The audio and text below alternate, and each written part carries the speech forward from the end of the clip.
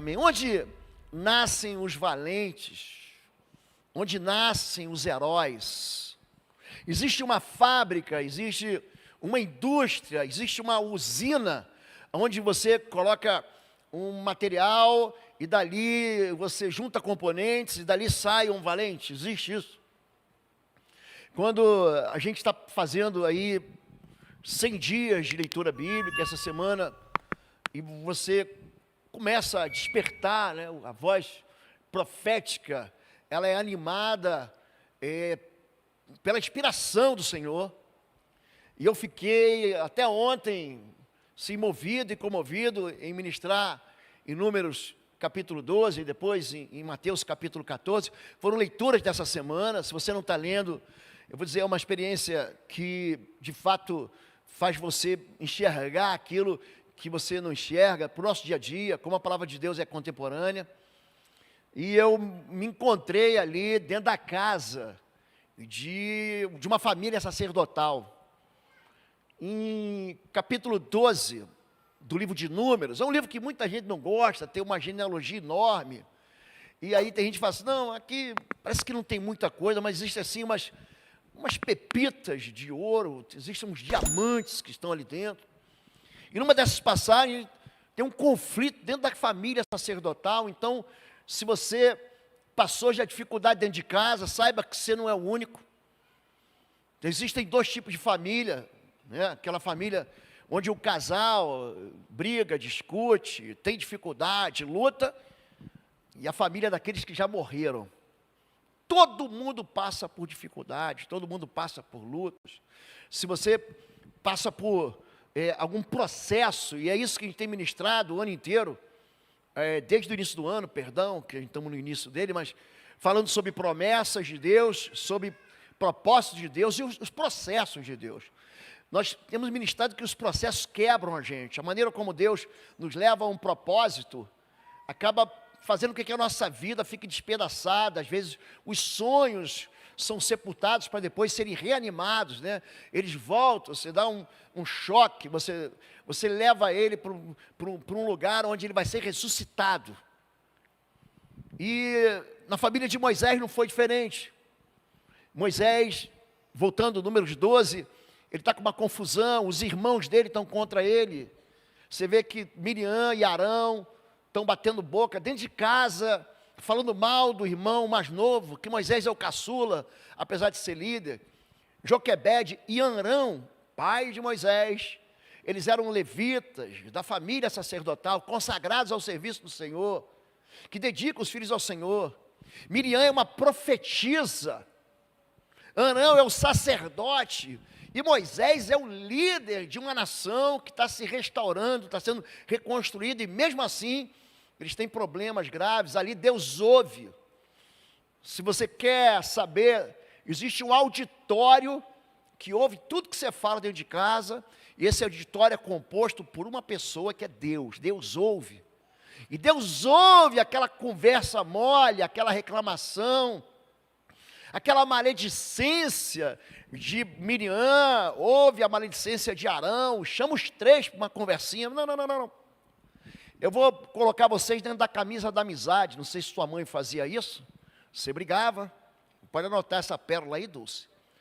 Aí eu enfiava os dois numa camiseta só, até você ficar feliz. Faz a amizade. Diz que ama o irmão, né? Faz de novo as pazes. Troca de bem, já que trocou de mal. Deus chama os três, e ali, naquela conversinha, Deus então traz sobre a vida de Miriam uma correção. Miriam fica leprosa. E aquela tragédia, e lepra naquele tempo era qualquer doença de pele, tá bom, gente? Catapora, sarampo, urticária, tudo que aparecesse na pele, herpes zoster, tudo que aparecesse na pele era chamado de lepra. E era contagioso. Você já pegou sarampo, já pegou catapora, você rubéola. Você sabe que é contagioso. É doença de criança na escola. Eles se juntam na salinha, um pega e passa para todo mundo. Aí você sabe. Quando a pessoa é separada, segregada, isso acontece com Miriam. Aquela família que estava sofrendo se une. É interessante, é uma mensagem que as pessoas não querem ouvir, e eu também não gosto de pregar, mas é uma realidade. Onde nascem os valentes? No meio das dificuldades. Eu sou o que sou por causa das lutas que eu tive que enfrentar, por causa das dificuldades que eu vivi e sobrevivi. Eu sou o que sou porque eu caí dentro de buracos e tive que sair de dentro desses buracos. Eu sou o que sou porque eu errei, eu sou o que sou porque fui premiado. Tem gente que acha que Deus escolheu a gente para sofrer, mas não é nada disso, porque em tudo existe um propósito. A gente não consegue enxergar porque estamos aqui no presente, mas o propósito, ele está definido no futuro da gente. Amanhã, agora que eu entendi, agora que eu percebi. É o que Jó fala: eu antes te conhecia de ouvir falar, agora os meus olhos te veem. Mas não é bonitinho, não é bacana você ser jogado dentro do forno, você ser fritado no óleo quente, não é bacana. Ai, que legal que eu estou passando por essa prova com meu filho, que eu estou passando com essa prova na minha vida, porque eu estou sendo envergonhado, porque eu estou sendo humilhado, porque eu perdi a esperança, porque meus sonhos desabaram, porque eu não subi no pódio. Isso não é bonitinho, mas faz parte do processo. Eu quero destacar aqui hoje um líder, um homem que eu amo, eu prego muito sobre ele. E Davi disse ao filisteu, 1 Samuel 17, 45 a 46, você vem contra mim com espada e com lança e com dardo, mas eu vou contra você em nome do Senhor dos Exércitos, o Deus dos Exércitos de Israel, a quem você desafiou. Hoje mesmo o Senhor o entregará nas minhas mãos e eu o matarei e cortarei sua cabeça. Davi correu, se pôs de pé sobre ele e, desembainhando a espada do filisteu, acabou de matá-lo, cortando-lhe a cabeça com ela. Essa é a história do herói. Aonde nasce esse herói? Esse herói não nasce no Vale de Elá. Esse lugar aqui, você desce de Jerusalém, uns 30 quilômetros, você chega na cidade de Hebron, fica assim, ao sul. Aqui, olhando, imagine que eu sou o mapa, tá bom? Olhando aqui à esquerda, tem o Mar Morto, e olhando à direita, é um balneário. Você já passou no balneário Penha, Camboriú? Pronto.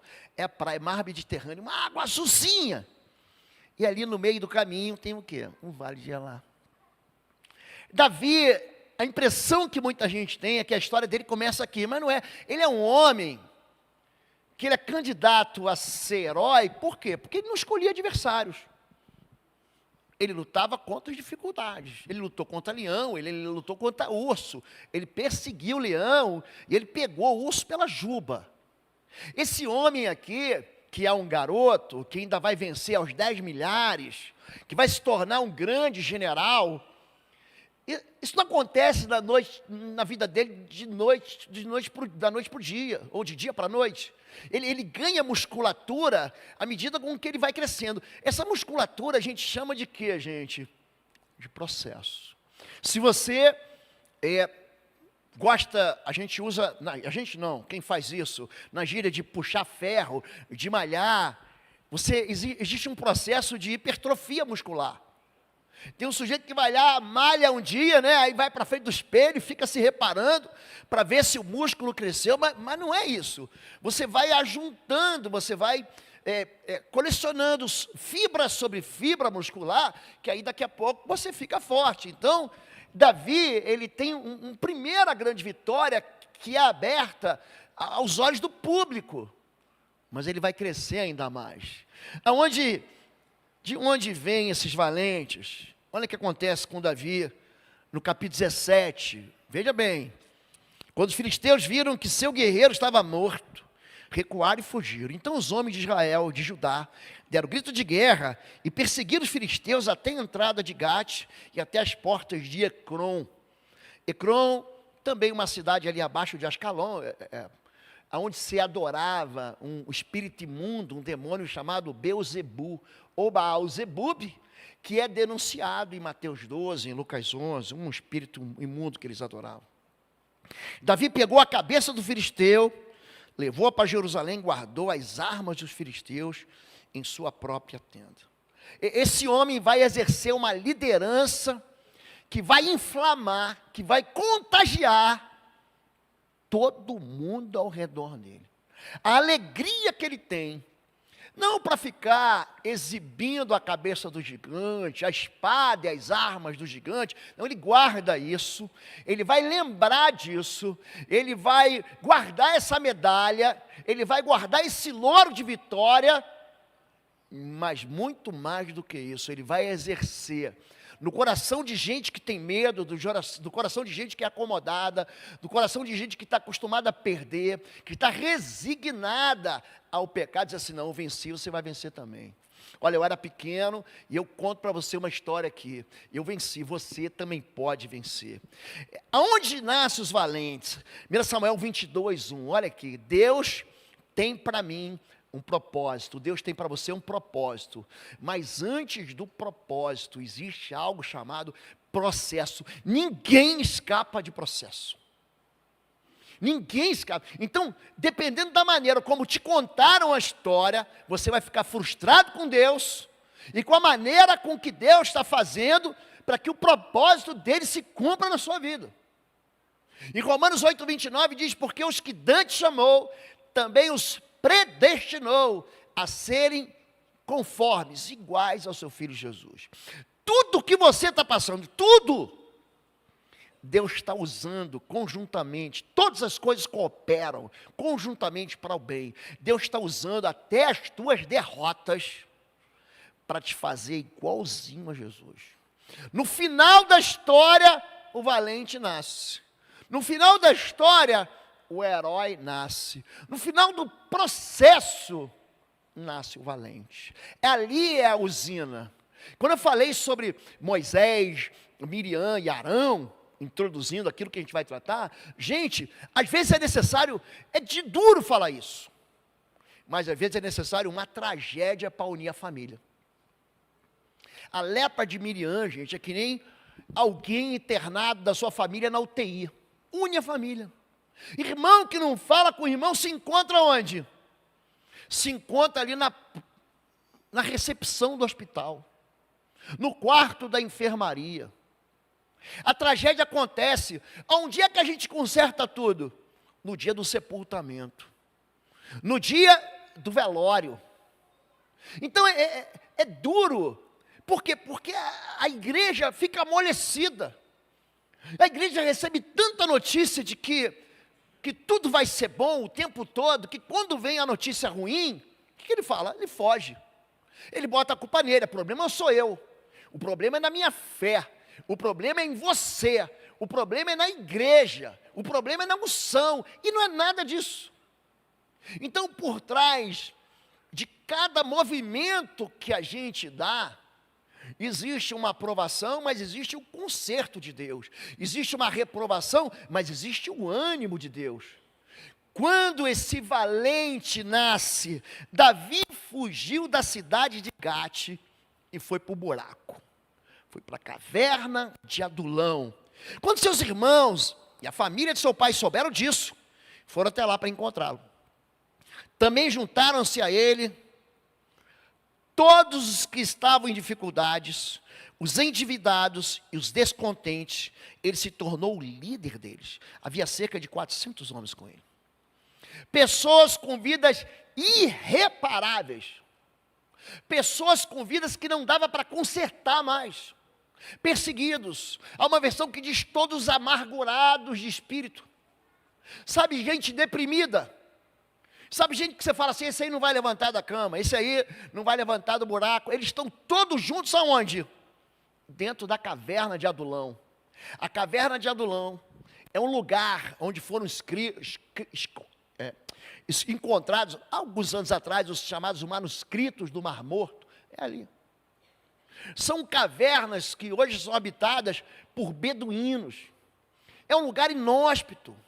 É um lugar onde você fala assim, aqui eu vou morrer de sede, aqui eu vou morrer de calor, aqui não há esperança para mim. Ele está fugindo, Davi, ele tinha sido promovido a general do rei, ele tinha casado com a filha do rei, ele era mentoreado, ele era discipulado pelo sacerdote Samuel e depois por Natã. Essas pessoas vão sendo tiradas da vida dele. Essas pessoas vão sendo arrancadas da vida dele. Todo tipo de sustento, de base, de apoio psicológico, apoio mental, apoio físico, sustento financeiro, tudo isso acaba para ele. Onde nascem os valentes? Aonde nasce Davi? Dentro de um buraco. Cavernas e calabouços. Não tenho tempo para falar de Gideão. Olha, Hebreus 11. Você lembra de Gideão? Sabe como é que Gideão se torna herói? Vencendo o medo. Se escondendo dos midianitas que roubavam tudo que ele fazia de bom. Baraque, sabe quem é Baraque? General de Débora, a juíza, de Juízes capítulo 5. A mulher liderava, mas ele lutava. Esse general se levanta no meio de uma opressão, de um exército inimigo que era muito maior e muito mais bem preparado. É aqui que nasce o valente. Sansão, único que lutava e vencia os filisteus, Jefté, Davi, Samuel, os profetas, os quais, pela fé, conquistaram reinos, praticaram a justiça, alcançaram o cumprimento de promessas, fecharam a boca de leões, apagaram o poder do fogo, escaparam do fio da espada, da fraqueza tiraram força, tornaram-se poderosos na batalha e puseram em fuga os exércitos estrangeiros. Aqui não fala de gente forte, aqui fala de gente de fé. Aqui não fala de gente que nasceu, e se você acha que Sansão era forte, você perdeu tudo, tudo. Ele não era forte. O Espírito de Deus, sobre ele, nele, o possuía. E é isso que fazia dele forte. Porque na hora que ele se encantou com esse mundo e começou a achar que ele podia, ao mesmo tempo, servir a Deus e servir a sua própria carne, os seus próprios desejos, ele é preso, fica cego e vai girar moinho. Aqui, o que esses homens têm em comum é que todos eles foram preparados aonde? Dentro do buraco, dentro da caverna, dentro da tragédia, dentro do sofrimento, dentro da luta, dentro da perda. Porque se você tiver uma brisa suave, você nunca vai navegar. Porque a primeira tempestade que você enfrentar, a primeira luta que você vai, eu nunca mais volto para o barco. Eu nunca mais torno a fazer isso. E é isso que impede, é o fator limitante da fé, chama-se medo. Gente, o contrário da fé não é incredulidade, é o medo. E o medo, aprenda isso, medo é fé no diabo. É quando você crê mais naquilo que não pode fazer, do que naquilo que Deus diz que você pode fazer. Porque quando Deus diz que eu posso todas as coisas naquele que me fortalece, Ele está me ajudando a olhar para as circunstâncias da vida, não como ponto final, não como determinantes na minha vida. Significa que todos esses homens e mulheres enfrentaram problemas, e foi ali que nasceram os heróis, e foi no meio do problema que nasceu o quê? O valente. É assim, gente que anda com valentes. Capítulo 2 Samuel 18, Davi passou em revista o exército, e nomeou comandante de batalhões de 1.000 e de 100. Davi separou o exército em 3 companhias, uma sob o comando de Joabe, outra sob o comando de Abisai, irmão de Joabe, filho de Zeruia, e outro sob o comando de Itai, o giteu. Disse então o rei ao exército: eu também marcharei com vocês. O exercício da liderança exige alguém que faz primeiro, alguém que vai à frente. Se Moisés não coloca o pé no mar, o mar não abre. Mais do que isso, se você não vai à frente, ninguém vai te seguir. Existe uma distinção, é lógico que você não vai seguir guia cego. Jesus diz, olha, guias cegos. Ele está falando de fariseus que contam para o povo a maneira de adorar a Deus, servir a Deus, mas estão completamente enganados. Jesus diz, olha, como é que um cego pode guiar outro cego? Ambos não vão cair num buraco? Ele dando uma bronca em Lucas 6, ele fala o seguinte: você quer tirar o cisco do olho do teu irmão? Você está com uma trave no teu olho. Primeiro limpa, deixa de ser hipócrita. Agora, o líder que tem colírio nos olhos, que sabe para onde está indo, ele está ensinando você aonde você vai ir. Pai, olha para mim, pai. Abre a porta do carro para tua esposa. Seja gentil quando todo mundo perde o controle. Seja sábio quando todo mundo está buscando uma resposta. A maneira como você faz vai ensinar aqueles que estão contigo a viver com sabedoria. Dentro de casa, a gente levanta aqueles liderados que vão seguir a gente. Dentro de casa, a gente vai fazer com que aqueles que são nossos discípulos, e nossos discípulos primeiros é a nossa casa, a viver como a gente vive. Davi não ficava mandando as pessoas irem, ele ia, eu vou com vocês.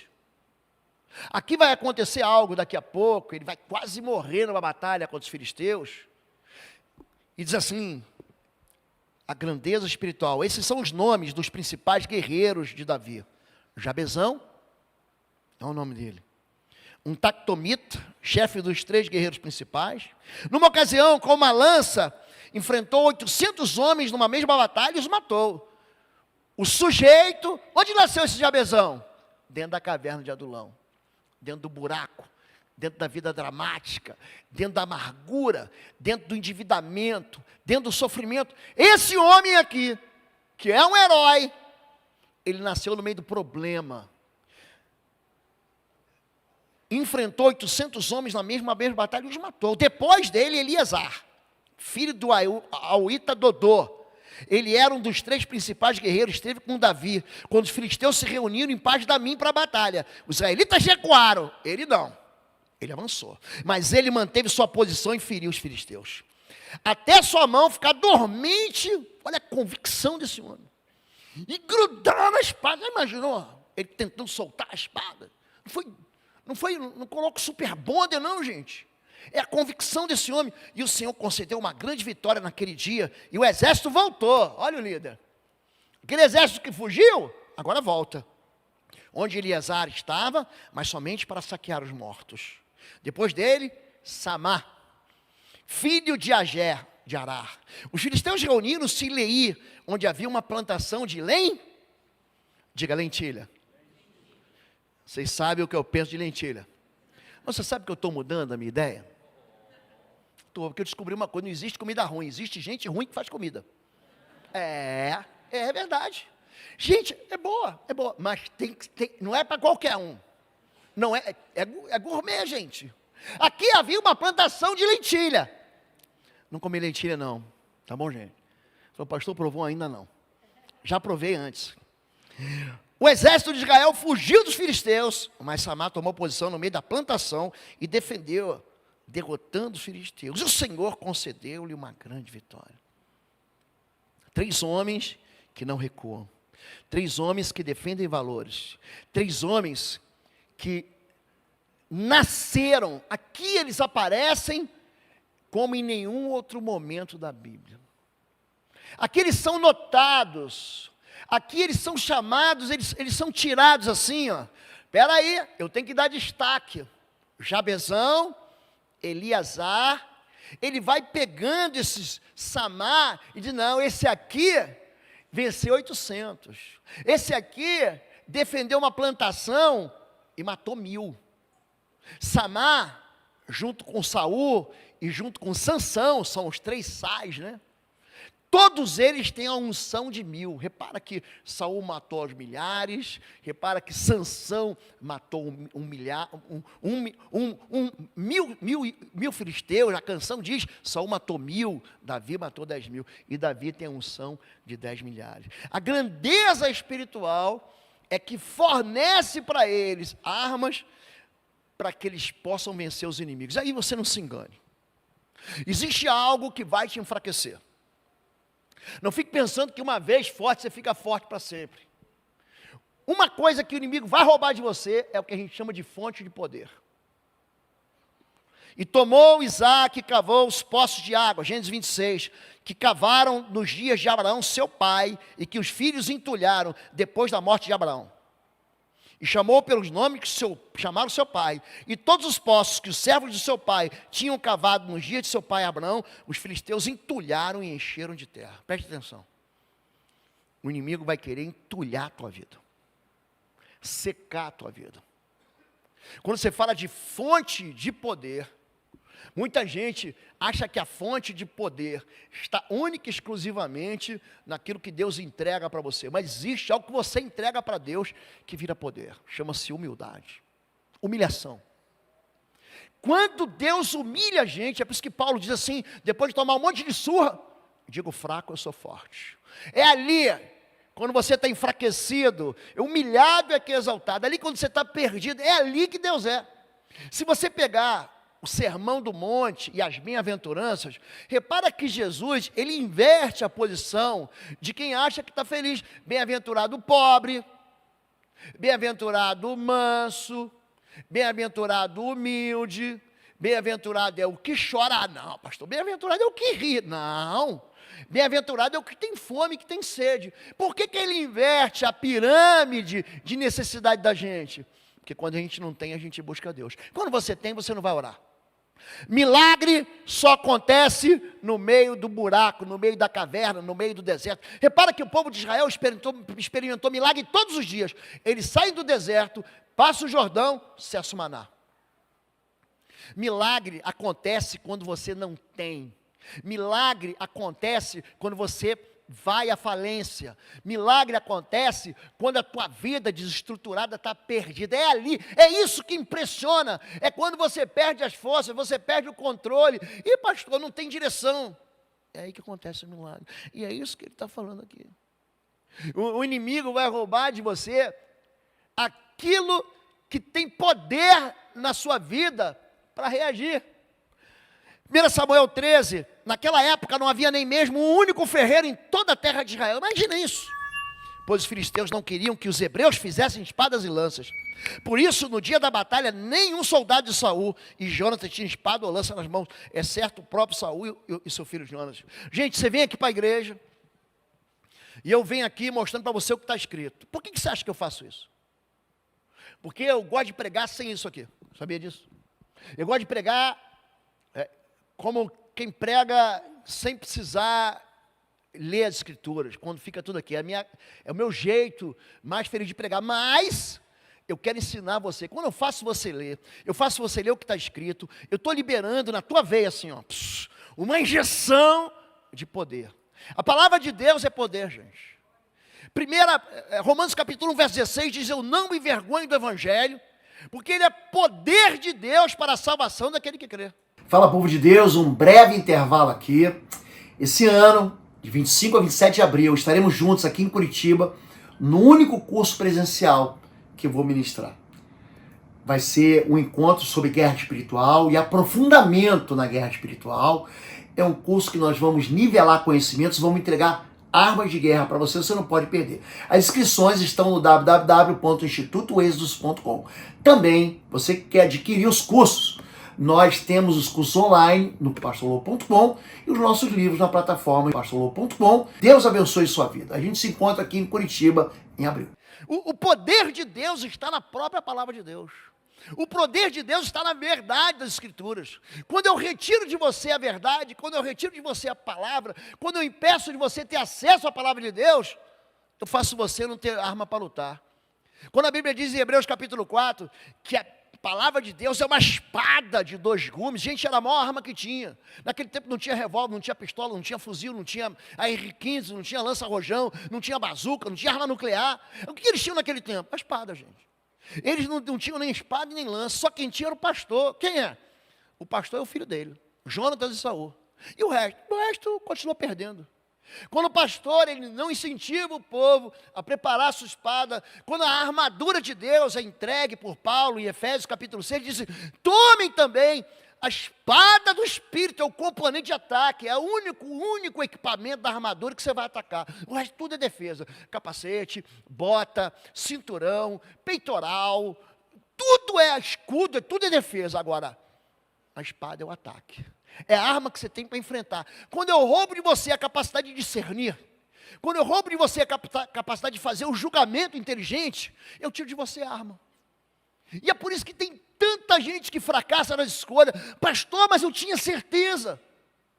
Porque a sua certeza não estava fundamentada na verdade. Estava fundamentada num sentimento.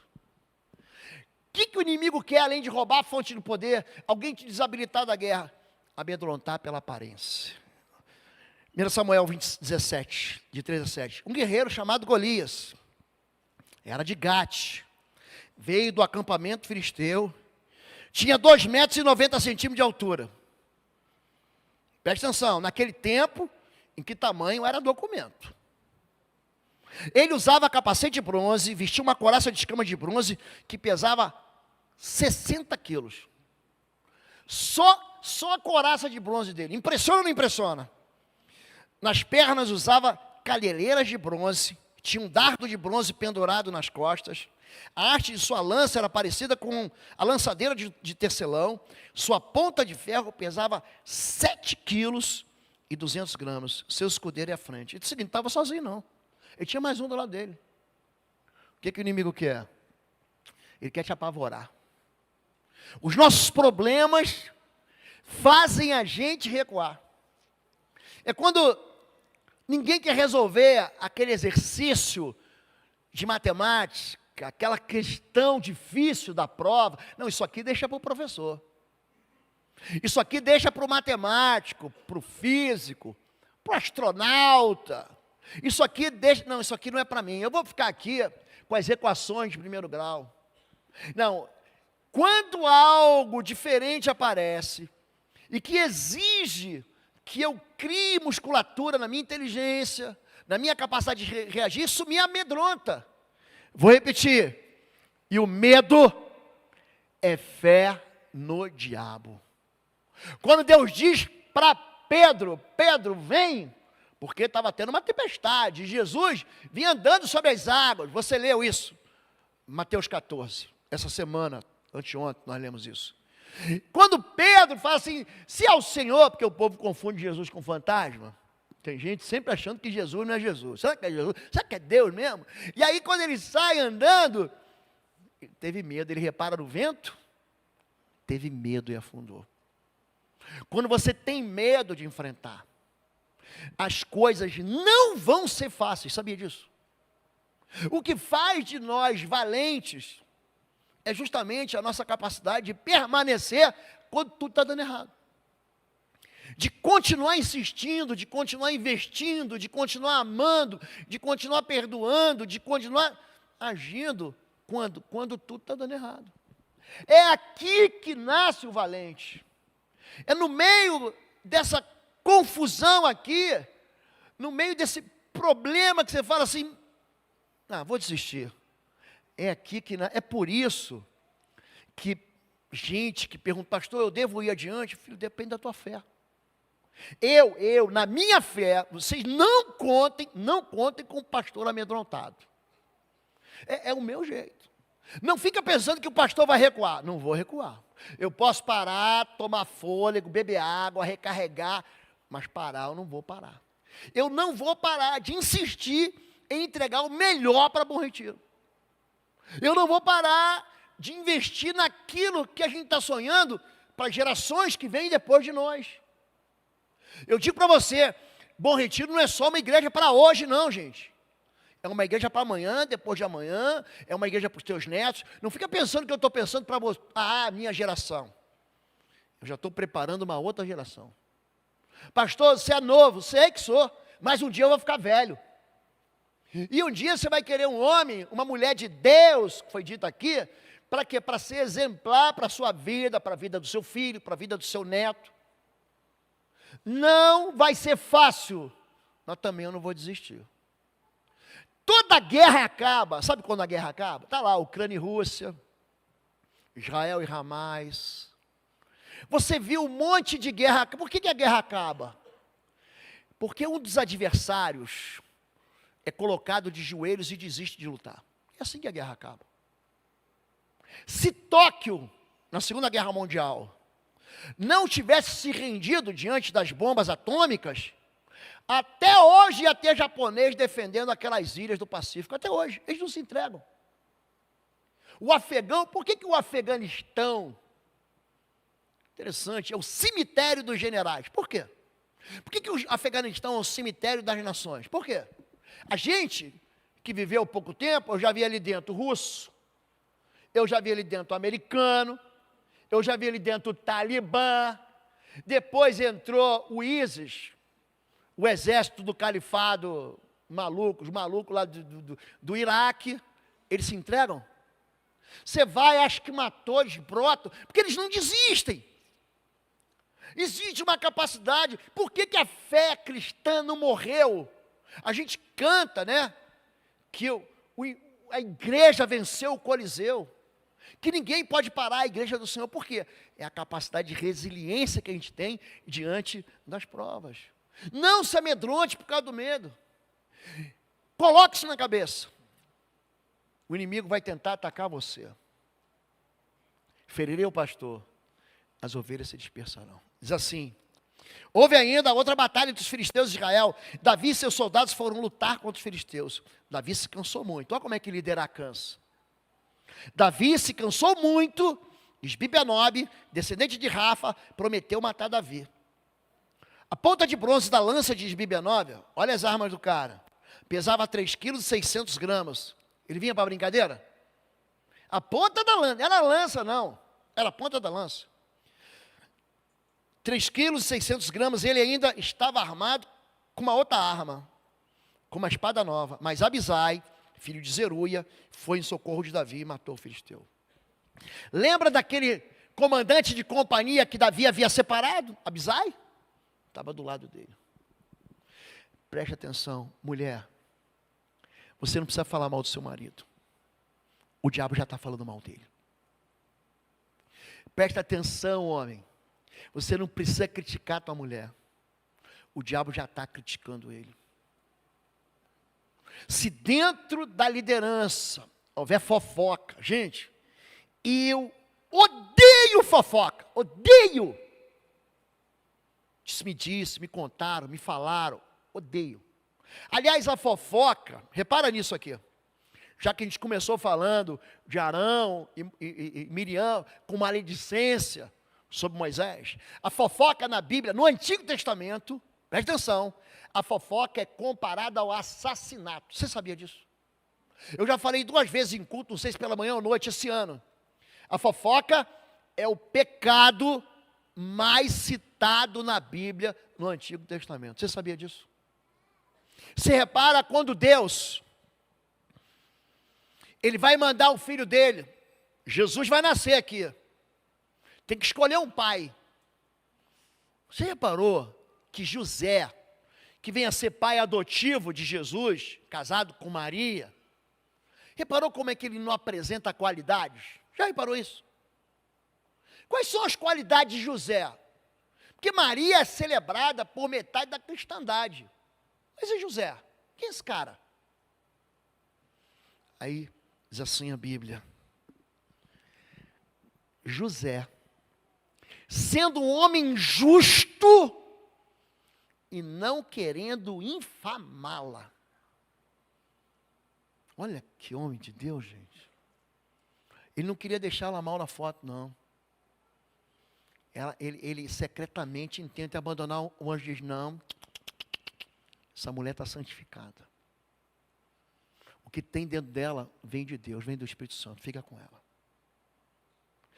Quando você promove dentro da sua própria casa a destruição da liderança do sacerdócio masculino, a incapacidade do sacerdócio da mãe feminino, gente, você está sendo uma arma do inimigo contra você mesmo, contra seus filhos.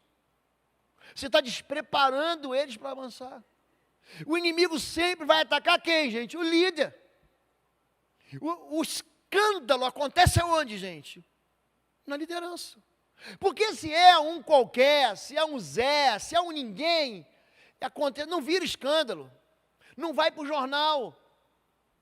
É por isso que o líder, se ele não tiver a cobertura do escudo da oração, ele fica sujeito a isso aqui, gente. Se Abisai não aparece para defender Davi, a história de Davi tinha tido ponto final aqui.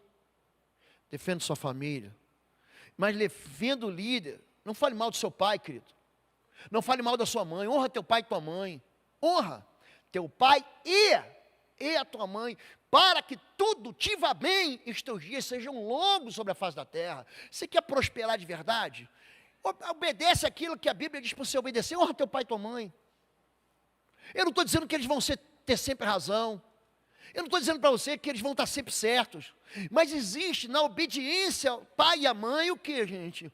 Uma construção de fidelidade em cumprir aquilo que Deus manda fazer. Se você não consegue obedecer nem seu pai, como é que você vai obedecer a palavra de Deus? Semana passada nós pregamos uma mensagem, se tiver tempo, Deus de mentirinha, que conta a história do povo de Israel, ali em Êxodo 32, quando eles chegam e percebem que Moisés está demorando demais quando sobe o Sinai, e está demorando para descer, eles constroem uma fé para eles mesmos.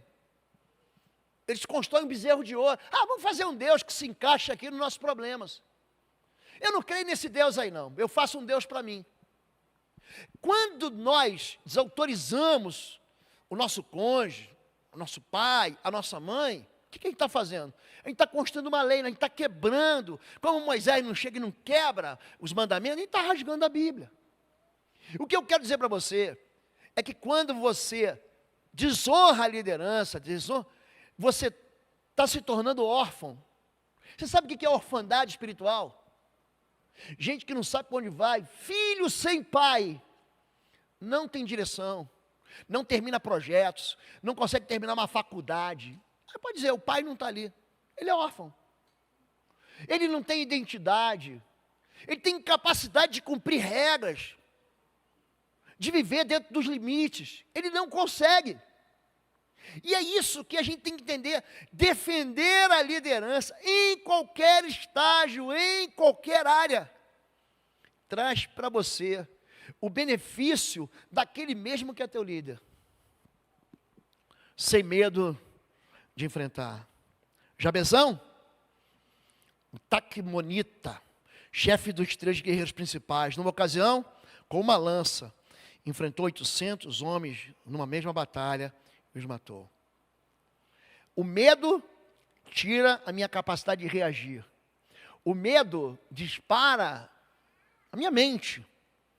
Dá-se uma descarga de adrenalina para eu correr, para eu fugir, para eu correr, para eu enfrentar, para eu sair no braço, para eu vencer. Toda vez que o medo, ele desfaz as malas na nossa vida, a gente recua. Esse homem aqui, ele não tem medo de enfrentar problemas. Eu gosto dele. Eu gosto de gente assim. Não que você não vai ter medo, mas porque você vai vencer o medo. Vence o medo. Você vence o medo como? Quando você coloca nos ombros de Deus a responsabilidade, você devolve para Deus aquilo que é de Deus. Estarei convosco todos os dias, não temais. Você abre, semana que vem a gente entra em Josué. Você vai ver Deus falando para ele assim, não tenha medo, seja forte, corajoso. Olha, não se aparte do livro dessa lei, medita dia e noite. Gente, eu dou cada risada lendo Josué, porque Josué é o manual de guerra espiritual. Eu sempre digo, Josué é o cara que não quebra uma unha na guerra espiritual, não quebra, ninguém toca nele, ele não recebe um arranhão, por quê? Obediente. Obediente, e é um homem farto, ele é cheio, a palavra de Deus está dentro dele. Quando a gente fala sobre esses 3 gigantes, convicção perseverante, depois dele Eleazar, filho de Auíta Dodô, ele era um dos 3 principais guerreiros que esteve com Davi, quando os filisteus se reuniram em Pas-damim para a batalha. Os israelitas recuaram, mas ele manteve sua posição, e feriu os filisteus até sua mão ficar dormente, e grudar na espada. Presta atenção. O nome disso é integridade. Integridade significa eu vou manter a minha palavra. Eu falei, está falado. Por isso que Jesus diz, digo, seja o vosso falar, sim, sim, não, não. Você fez, você prometeu, então faz. Você foi diante de Deus, você foi diante do altar, você prometeu um voto ao Senhor. Gente, eu estou esperando em Deus que os votos que vocês fizeram sejam cumpridos. Os votos que eu fiz sejam cumpridos. Uma das coisas que eu pedi para Deus esse ano, eu falei, Deus, esse ano eu quero ser um pastor que eu nunca fui na minha vida. Eu quero que o rebanho, debaixo da autoridade que a gente exerce como pastor da igreja, sinta o poder de Deus através daquelas orações e intercessões que a gente está fazendo. Eu tenho pedido para Deus para ser alguém que eu nunca fui. Essa questão de você querer fazer ministério de manutenção não cabe dentro de mim, que nem uma camisa velha.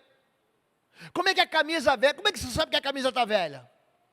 Quando ela encolhe ou quando você engorda. É quando você cresce, não cabe mais para mim. Ou você é criança e não vai caber nunca mais, você vai passar para o teu irmão, não sei se na tua casa era assim, na minha casa era assim. O sapato estava bom, do mais velho ficava para mim. Eu nunca ganhava um sapato novo. Olha que coisa. Porque era sempre do mais velho para mim. Quem ganhava era o 03. Porque aí quando eu usava já estava rasgado, ficava para ele.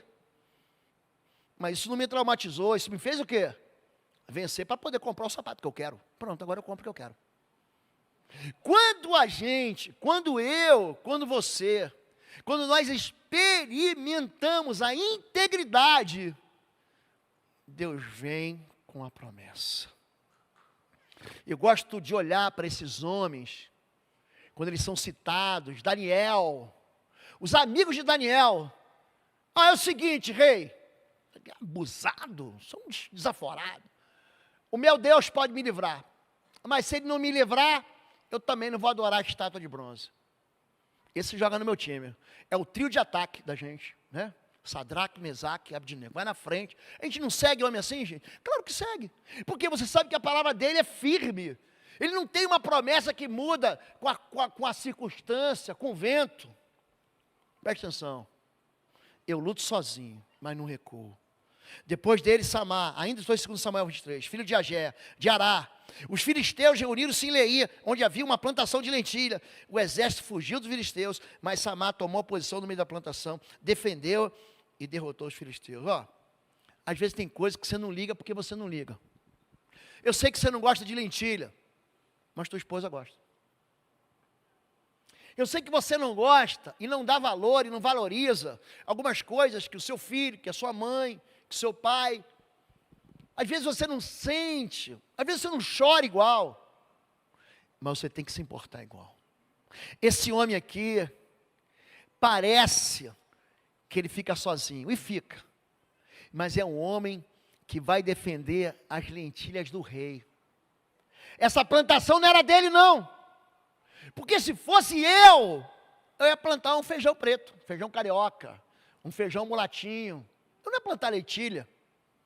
Porque não é só o que eu quero, não é só o que eu gosto, é aquilo que eu defendo, porque é aqui que nascem os valentes. E para encerrar, quero encerrar. Você precisa entender que você está em maioria. Isaías 60, 22, o mais pequenino se tornará 1000, o menor será uma nação poderosa. Eu sou o Senhor, na hora certa farei que isso aconteça depressa. Essa é a verdade da Bíblia. Você e Deus é maioria. Você e mais uma pessoa, um amigo, um irmão, uma irmã, um marido, uma esposa, um pai, uma mãe, um vô, um neto, uma neta, uma avó, um sogro, um genro. Você e Deus mais um aí é covardia, porque onde 2 ou 3 se reúnem em meu nome, eu estou no meio de vós. Essa palavra é para você. Para você que está dentro da caverna, está dentro do buraco. Eu não estou entendendo. Deus me ungiu o rei, que eu estou fazendo aqui? Eu devia estar no palácio. Deus me prometeu. Promessa, processo e propósito. Fique em pé em nome de Jesus. Fique em pé em nome de Jesus. Não deixe o inimigo roubar as tuas fontes de poder. Estamos vivendo 21 dias de jejum, de oração, todos os dias às 6 da manhã. O time da intercessão está incansável junto com os pastores. Não deixe de participar. 21 dias de oração. Estamos entrando na próxima semana, na segunda semana, não deixe de participar. Número 2, não deixe o inimigo te desabilitar para a guerra. A palavra de Deus, ela tem respostas para qualquer crise que você esteja vivendo. Qualquer crise que você esteja vivendo. Não deixe que o medo te afronte. Não se importe com a aparência do seu problema. O seu Deus é maior do que esse problema. Ele é maior do que esse problema. Deus, Ele sopra os nossos inimigos para longe de longe. Deus cerca o arraial dos nossos adversários e coloca eles para beijar a lona. Feche teus olhos em nome de Jesus. Feche teus olhos em nome de Jesus. Eu tenho um desafio para você. O desafio para você hoje é: não desista. Esse é o desafio. Não desista.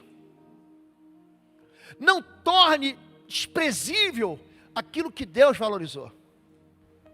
Não desista de orar. Não desista de amar.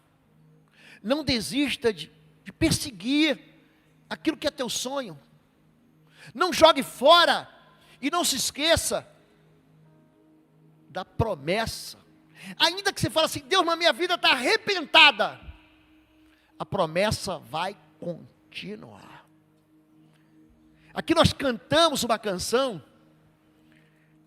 se o mar me submergir, a tua mão me traz à tona para respirar. Isso é Isaías 43. Quando passares pelas águas, não te afogarás. E quando traspassarem pelos rios, não te submergirão. E ainda que passe pelo fogo, eles não vão te queimar. O nosso Deus, gente, Ele faz cumprir as promessas na nossa vida. A sua vida pode estar estragada. Deus é o Deus que faz nascer valentes no meio dos buracos. Você quer essa palavra para você? Só levante sua mão. Diga assim: eu quero essa palavra. Deus abençoe todos vocês. Todos vocês. Pode baixar a mão. Deus está vendo aqui. Assim como Deus ouviu Arão e ouviu Miriam, ouviu você aqui. Existe alguém aqui hoje que quer entregar a sua vida ao Senhor? Você que está ouvindo a gente pela rádio, pelo YouTube, aonde você estiver, Deus está aí, querido. Se você quer, eu quero entregar minha vida a Deus de uma vez por todas. Eu quero tirar da minha vida a desconfiança, o medo, o desespero. Quero que Deus seja de fato meu Deus e meu Senhor. Se você quer isso, levante sua mão, onde você estiver. Deus abençoe todos vocês. Deus abençoe toda a igreja. Pode baixar a mão. E por último, existe um inimigo que você tem que vencer. O teu gigante é você que vai vencer. As tuas batalhas, elas são feitas para você. Não são feitas para te destruir. Não, Deus não coloca guerras para a gente lutar, para destruir a gente. Deus não coloca uma prova na tua vida para te reprovar, é para te aprovar. É para você ver que com o Senhor você salta muralhas. No Senhor você passa no meio de um batalhão. Com o Senhor você é mais vitorioso. Você está vivendo batalhas, guerras. Você quer vencer? Deus, eu não vou arredar o pé aqui. Eu vou ficar que nem Jabezão. Eu vou ficar que nem Eliasar. Eu vou ficar que nem Samar. A espada vai ficar na minha mão grudada. Ela não vai sair mais. Eu não vou recuar. Eu vou defender aquilo que eu tenho que defender. Se você quer lutar e vencer em batalha, levante sua mão onde você estiver. Deus abençoe todos vocês. Deus abençoe. Pode baixar sua mão. Vamos cantar. E quando nós estivermos cantando, todos vocês vão vir aqui à frente. Eu vou pedir para todo o time de intercessão vir aqui para frente, pastores. Tome posição aqui na frente. Nós vamos orar pela igreja. Nós vamos orar por você. Nós vamos abençoar a sua vida. Nós vamos encorajar você. Nós vamos arrancar de você essa desconfiança. Vamos trazer sobre você a fé. Sai do seu lugar, vem aqui à frente. Nós vamos orar por você. Vamos cantar primeiro. Vamos orar. Feche teus olhos. Pai, nós estamos diante do Senhor. Obrigado, Deus, pela tua palavra, que vem com tanta clareza no nosso coração, Pai. Obrigado porque nessa manhã o Senhor está tirando de calabouços, o Senhor está tirando de cavernas homens e mulheres, ó Deus, que muitas vezes não acreditavam em si próprios, ó Deus, e agora o Senhor está tornando eles valentes do Senhor, amigos do Senhor, homens e mulheres cheios do Teu Espírito Santo, homens e mulheres que saem daqui, Deus, fortalecidos na boa mão e na boa promessa do Senhor, para serem sustentados em suas vidas, ó Pai, nas suas relações, nas suas escolhas, Pai. Levanta um grande exército de homens e mulheres, Pai, valentes do Senhor, assim como ali no livro de Samuel está escrito, os valentes de Davi. Escreve o nosso nome no livro da vida, Senhor, escreve o nosso nome no livro do Senhor, Pai. Queremos ser sim famílias valentes, de homens e mulheres que não se envergonham do Evangelho, de homens e mulheres, ó Pai, que tem uma promessa, que tem a marca da promessa. Nós olhamos agora para os nossos gigantes, olhamos para os nossos problemas, olhamos para as nossas dificuldades, olhamos para as nossas incapacitações, Deus, mas nós decidimos deixar todas elas agora, Pai, aos pés da cruz, e olhar para o Senhor, que é maior que tudo isso. É o Senhor que forja valentes, e o Senhor está nos forjando nessa manhã, homens e mulheres valentes, guerreiros do Senhor, Pai. Queremos sair daqui cheios da Tua presença, cheios do Teu Espírito Santo, Deus, para enfrentarmos sim as dificuldades, os problemas sim, mas muito mais olharmos para o Senhor e sabemos que nós não estamos sozinhos, que o Senhor nos sustenta, que o Senhor nos guarda e que o Teu Espírito Santo que habita em nós está conosco, e nós somos mais que vencedores em Cristo Jesus, o nosso Senhor e o nosso Salvador. Aplauda o Senhor, dá glória a Deus, o Senhor é santo, santo, santo.